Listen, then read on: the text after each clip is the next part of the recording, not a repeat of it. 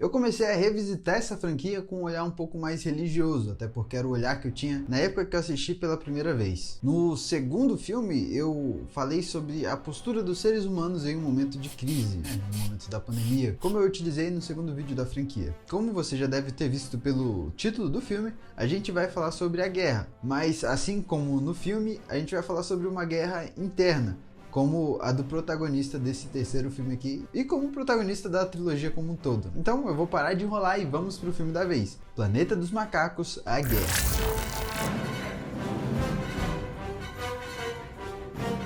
Tem uma cena bem interessante no final do segundo filme, em que o César fala para o Malcolm que os humanos não vão perdoar o que o outro macaco fez, que seria o Koba, e que era assim que a guerra tinha começado. E nesse filme a gente já começa dentro dessa guerra, a gente já começa vendo como alguns macacos que estavam do lado do Koba estão ajudando os humanos a matarem outros macacos. Logo após esse início de filme, com momentos de guerra, a gente vê o César mostrando compaixão com os humanos, liberando eles para que eles não sejam os prisioneiros de guerra. E somos apresentados a uma nova espécie de paraíso, porque no mesmo dia o filho do César voltou de uma viagem longa e disse que encontrou um lugar para que os macacos pudessem viver em paz sem ter que guerrear com os humanos. A questão é que à noite, no dia em que o César começou a ter boas notícias de que poderia dar tudo certo, o comandante dos seres humanos encontra a base militar do César, onde o César mora, e acaba assassinando tanto o seu filho mais velho quanto a sua esposa. É claro que ele achou que ele estava matando o César e a esposa do César, mas ele cometeu um erro gravíssimo e que esse erro vai dar início à nossa jornada. O César fala para os outros macacos irem na direção dessa terra, enquanto ele vai em busca de vingança. Ele falou que eles podem ir sem se preocupar e que não esperasse ele alcançar eles, até porque, como ele está em busca da vingança, e a gente já sabe de todo aquele clichê, ele vai em busca da vingança sem saber se vai voltar. O Maurice e o Rocket, que a gente vê desde o primeiro filme, vão junto com ele nessa jornada de vingança do César. E a gente consegue perceber nesses momentos que eles saem que esse filme é uma espécie de road movie, apresentando a desolação e também o desgastes e devastação que aconteceu naquele ambiente por conta da guerra. Além desses novos ambientes, a gente também tem a apresentação de novos personagens. Esses personagens fazem com que a trama ganhe mais força ainda, porque a gente sai só dos principais que a gente tem. E os personagens, que também são macacos e outros humanos que não falam, são tão bem trabalhados que dão um destaque ainda mais para esse trabalho como um todo. Para você ter uma ideia, a princípio a gente conhece uma criança que não fala. Ela vive quase que em meio à guerra,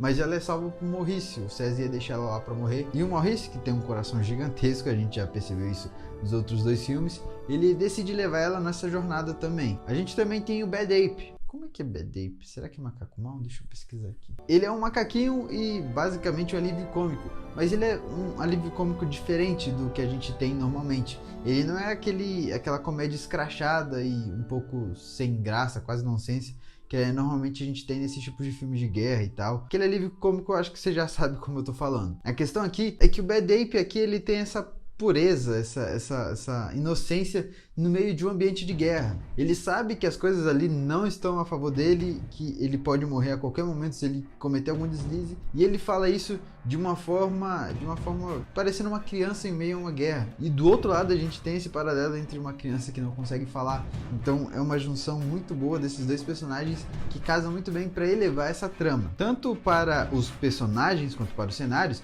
a gente também tem a direção do Matt Reeves mostrando a sensibilidade e a sutileza que ele trabalha alguns temas. Ele conta a história dos personagens, transita pela história dos personagens de uma forma incrível, trabalhando também o drama e a ação que pode acontecer em momentos de guerra. Mas para além desses momentos de transição entre gêneros, Matt Reeves tem uma noção ainda maior de como trabalhar esses conflitos que acompanham o nosso protagonista. O protagonista vai em busca dessa vingança pela morte da sua esposa e do seu filho, e a guerra que outrora era entre raças, entre humanos e macacos, agora é mais pessoal do que nunca, entre um macaco e um ser humano. Não parece que mudou, né? Mas é bem diferente. É uma vingança mesmo. A problemática tá com o César e é só o que importa. Tá só com o César e a gente vai acompanhar só o César. Nesse filme aqui a gente vê os conflitos internos do César. Ele brigando com o que o Koba fez, mas ainda assim assumindo a responsabilidade, ele dando ordens, ele recebendo ordens dos humanos no filme, e principalmente ele cego de ódio por conta dos momentos em que ele lembra do que o comandante dos seres humanos fez. Isso é uma jornada do começo ao fim do filme dessa forma.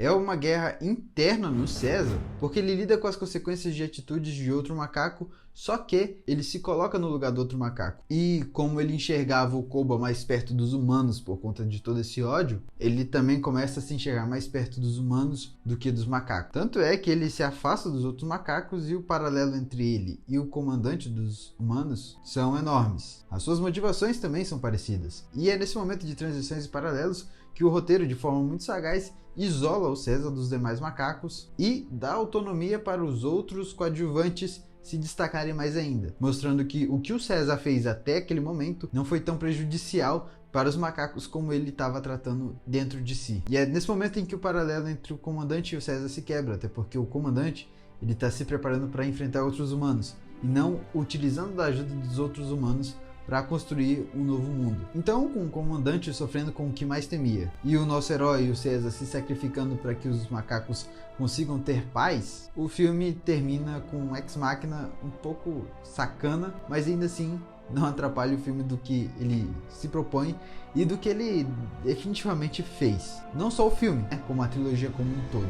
É uma história e arco de personagem gigantesco e feito da melhor forma possível, principalmente nos dois últimos filmes. É um trabalho de inteligência e sensibilidade, até sutileza, que eu posso dizer assim, para trabalhar o arco do César como foi feito nesses dois últimos longas e encerrar ele de uma forma tão bem encerrada como foi feito nesse terceiro filme. Mas mais que isso, também a gente tem a atuação do Andy Serkis, que deu vida a esse personagem e fez a gente sentir com ele o que o César passou nesses 3 filmes. Isso foi porque eu só mergulhei na história e em alguns pontos específicos da direção, mas também a gente tem a trilha sonora feita de uma forma primorosa, a fotografia também muito bem e, é claro, também os efeitos especiais de computação que deu vida ao César, né? Isso aqui é um filmaço e uma baita trilogia. Eu acho que você devia reassistir, até porque vale muito a pena, e esperar que a saga mantenha o nível lá em cima, até porque tem um novo filme chegando e talvez até uma nova trilogia.